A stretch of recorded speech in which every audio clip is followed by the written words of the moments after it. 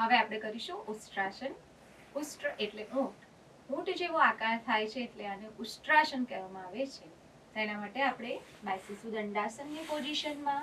બંને પગને સામે સીધા કરીશું. આવીશું પહેલા વજ્રાસન. ની ડાઉન પોઝિશન માટે પહેલા જમણા પગને ઢીંચણમાંથી વાળો. જમણા હાથનો સપોર્ટ લઈ ડાબા પગને પણ ઢીંચણમાંથી વાળીશું. ની ડાઉન પોઝિશન પર આવી જઈશું. જમણા હાથથી જમણા પગને એન્કલ પકડીશું. ડાબા હાથથી ડાબા પગનો એન્કલ પકડીશું. બોડીને આગળની તરફ પુશ કરીશું. ચહેરાને પાછળની તરફ નમાવી અને રોકાઈશું 5 શ્વાસ.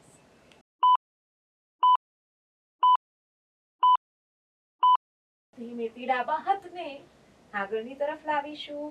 જમણા હાથને પણ આગળની તરફ લાવી વજ્રાસનમાં બેસી ડાબા પગને સીધો કરીશું. જમણા પગને સીધો કરી બોડીને